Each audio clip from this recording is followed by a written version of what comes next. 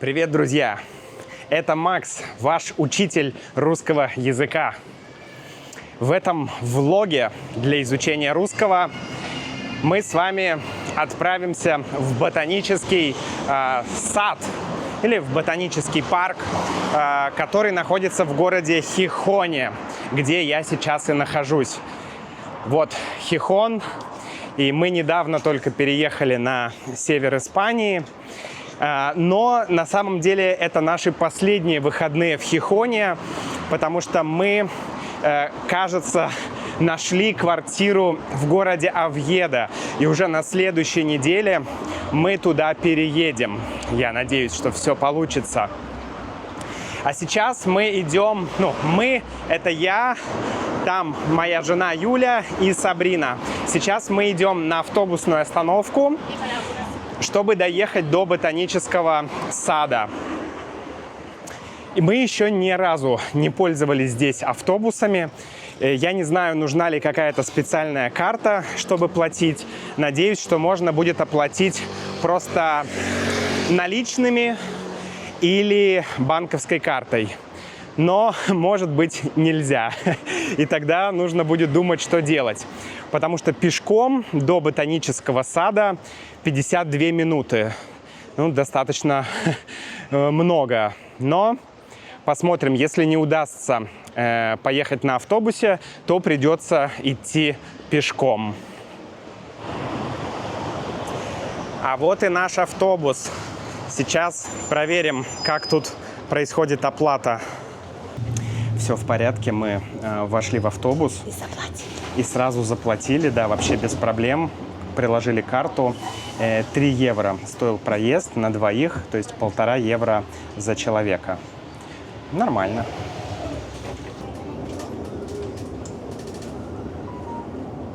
Мы проехали всего 3-4 остановки и все. Очень быстро доехали. И, во-первых, здесь березки, смотрите. Березы.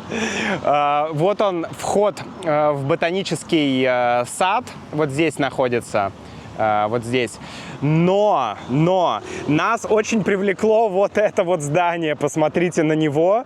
Просто какое-то невероятное здание. Я не знаю, что это. Вроде это Универсидад Лабораль, кажется. Мы предполагаем. Мы хотим пройти немного в ту сторону и посмотреть на это здание. В общем, я чуть-чуть прочитал. Это действительно Универсидад Лабораль, рабочий университет. Как-то немножко странно звучит для меня, рабочий университет. Но окей. И вот у меня открыта статья, и здесь написано, что это самое большое учебное заведение в Испании.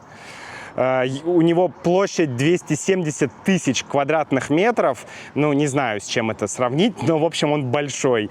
И был он построен при Франко. И здесь написано, что это пример националистической или франкистской идеи, воплощенной в архитектуре. Сейчас объявлен культурным наследием Испании.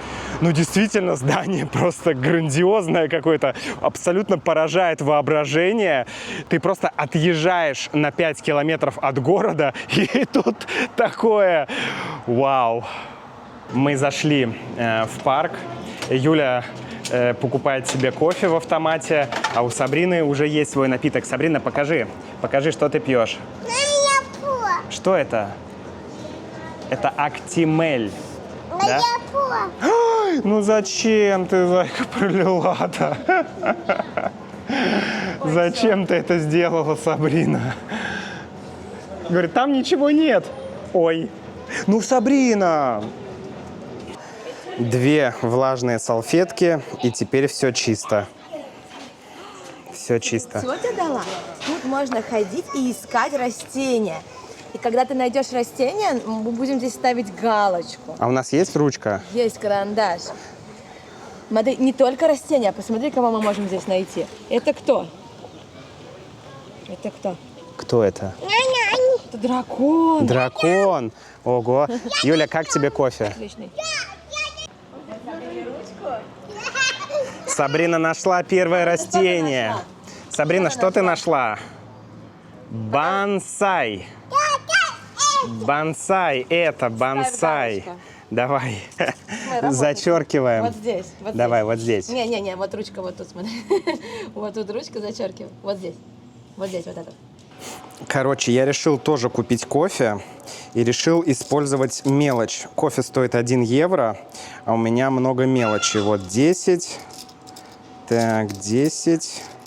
Сейчас я посчитаю и закину их. Так, а куда всю эту мелочь мне теперь нужно вставить? Сюда? Похоже? Нет, не сюда. Блин, что сюда? Нет? А как это работает? Сюда? О, реально. Ничего себе. Наверх просто их посылаешь. Отправляю монетки наверх. Так. Как раз вся мелочь уйдет на этот прекрасный Irish кофе. Так, 80. Эй, почему 80? Почему 90? Он не принял что-то. Эй, почему 90? Я что, неправильно посчитал? Блин, почему 90? Юля, есть 10 центов? Мне на кофе не хватает. Да. Одной рукой неудобно. Оп. Так. Отлично. Короче, либо автомат не принял мои 5 центов, 5 центов и 5 центов, либо я не умею считать. Но я думаю, что я не умею считать. Я немножко отстал от Юли с Сабриной, поэтому сейчас иду их искать. Так, как тут прикольно. Вау, как красиво. А тут, смотрите, тут фонтан слева и пруд с утками. Вот там утки принимают ванну. Ой, ой, как прикольно они сделали. Ничего себе, это что это они? Наверное, это какие-то маленькие утята, и они дурачатся. Во, а вот и Юля с Сабриной. Я их нашел. Юля, ты тоже снимаешь влог? Я тоже снимаю влог. Смотрите, какой отсюда открывается фантастический вид на университет. Просто вау. Просто вау. А здесь рядом находится... Сабрина хочет везде залезть. Она, конечно, немного неуправляема. Ох. Сейчас Сабрина пойдет вот в тот лабиринт. Так. Я ищу Юлю и Сабрину. Они убежали вперед. И я иду и пытаюсь их найти. Так, по-моему, здесь тупик. Ну, как сказать тупик? Тупик, но кажется, здесь можно пройти. Сейчас попробуем. Так, глубокий вдох. Отлично. Отлично. Я потерял свою семью. Моя семья потерялась в этом лабиринте. Что делать? Сабрина нашла грибы. Давай отметим, Сабрина. Давай, Сабрина, отметим грибы на нашем листочке. Где ручка? Где ручка? Вот ручка. О, давай грибы зачеркивай. Давай, Сабрина, отмечаем, что мы нашли грибы. Так, давай, вот так вот, правильно. Молодец. Ура! Пойдем искать следующий объект. Как вы думаете, что это за дерево? Что это за дерево? Это клен. Это клен. Но это не простой клен. Это самый настоящий канадский клен, из которого, как я понимаю, делают кленовый сироп. Вот здесь даже показано на картинках, как как сок клена добывают. Я, кстати, пробовал кленовый сироп, и он вкусный. Ну, раз уж мы сегодня говорим о деревьях. Мы уже видели березу, клен. Давайте посмотрим на еще одно известное дерево, которое очень распространено в России. Это дуб. Ну, дуб легко узнать, потому что у него очень характерные листья. Вот такие листья, они только у этого дерева. А еще сейчас я попытаюсь найти желуди. Это такие, ну, плоды этого дерева, но, честно говоря, я их не вижу. Сабрина, смотри, вот там в пруду черепашка. Вон на камне сидит черепашка. Красивая. Где? А вот там, на камне. Где? На камне. Сабрине просто нравится сидеть под деревьями, на травке, и она не хочет никуда идти. Поэтому, Сабрина, только, пожалуйста, не ломай ветки, ладно? Вот. И вот она ходит там и кайфует. Но, правда, это расходится с нашими желаниями, с нашими идеями, с нашей идеей походить по этому ботаническому саду. Но, кажется, нужно просто смириться и подчиняться Сабрине, потому что иначе это просто превращается в войну. Ты несешь Сабрину, она кричит и орет, выдирается. Поэтому, да, я думаю, что мы просто будем тусить здесь. Пусть Сабрина сама выбирает, куда идти. Здесь находится огород с самым офигенным видом. Представляете, у вас тут растет капуста на огороде, и тут ты поднимаешь голову и видишь вот это. Просто потрясающе. Здесь очень много разных, разных овощей, разных деревьев. Короче, все то, что культивируется. Все то, что культивируется. Вот здесь мы прошли капусту. Здесь, наверное, цветная капуста или что-то типа того.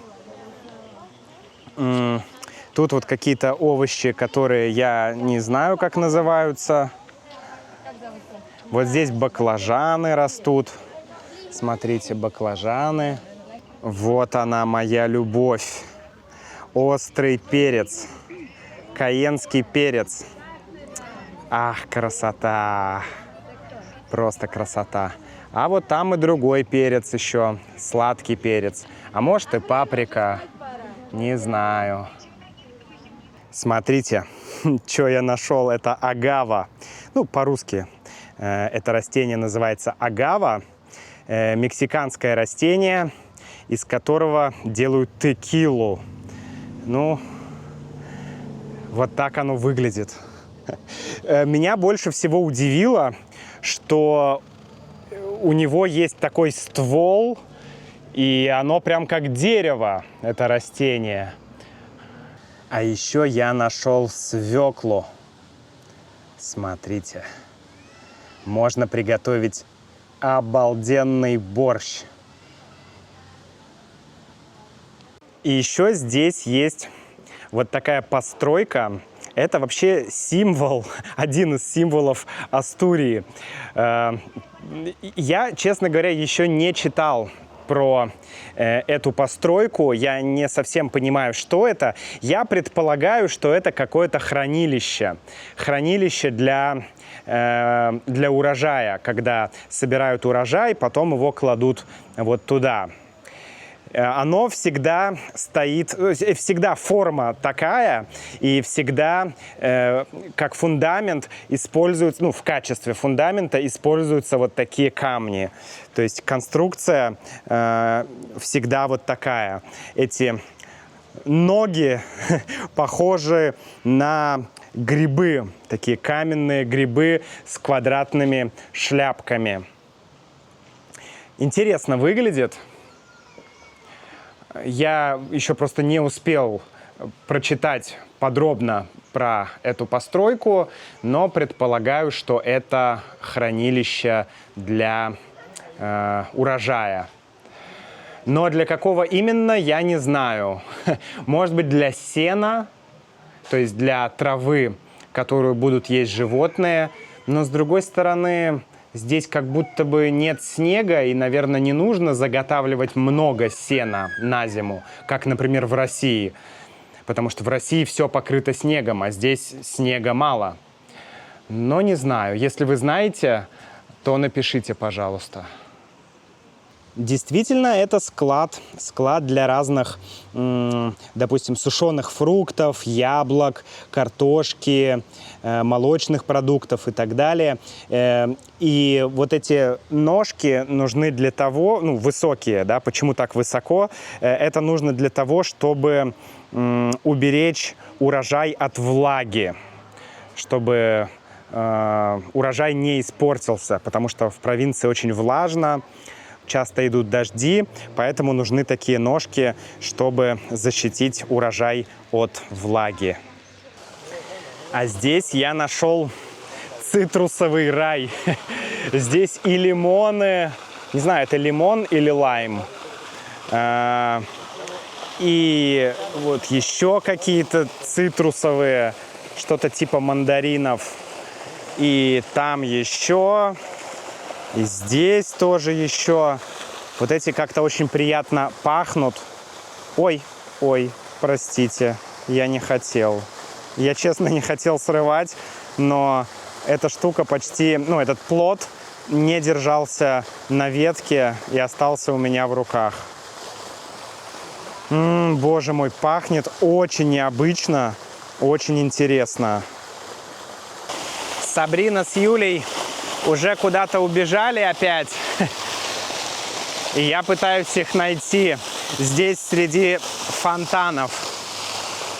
Сабрина очень хотела к фонтанам, но что-то я ее не вижу. Кажется, вот здесь. Вон они. Вон там. Я нашел. Моете яблоки? А здесь яблоня. Смотрите, это яблоня, и на ней растут яблоки. Вау! Да, здесь, конечно, есть просто деревья, растения со всего, со всей планеты просто. Хорошо здесь. Очень хорошо здесь, в этом ботаническом саду. Нам очень понравилось. Хотя первые 40 минут Сабрина была абсолютно неуправляемая. Было очень тяжело. Но сейчас она успокоилась. И она вот там вот моет яблоки. Причем яблоки, которые используются для сидра. Сабрина, покажи, что ты делаешь? Моешь яблоки? Да. Ты будешь делать сидр? Нет, суп. Суп? Ну ладно, Сабрина будет делать яблочный суп. Вообще сидр здесь в Астурии, в провинции Астурия, сидр — это национальный напиток. Смотрите, это яблоки для сидра, яблоки, из которых делают сидр. Интересно, что это яблоня из Центральной Азии. То есть получается, национальный астурийский напиток делается из яблок из Центральной Азии. Вот это взаимодействие двух культур. Класс! Но я под конец хочу вам показать вот эту штуку. Это сток сена. Стог пишется. Произносится сток. Сток сена. Так вот, есть один фразеологизм или идиома. Искать иголку в стоге сена. Это означает, что ты ищешь что-то, что невозможно найти или практически невозможно найти. Искать иголку в стоге сена. Если Сабрина потеряется здесь, то ее будет трудно найти, как иголку в стоге сена. Что ж, спасибо большое, что были с нами. Если вы хотите получать транскрипции для всех моих подкастов, для этих видео, а также дополнительные обучающие материалы к каждому выпуску подкаста и еще премиальные выпуски подкаста, то присоединяйтесь к мембершип-программе. Ссылка внизу в описании. А я пошел искать иголку, то есть Сабрину. До встречи, друзья. До встречи в следующем видео.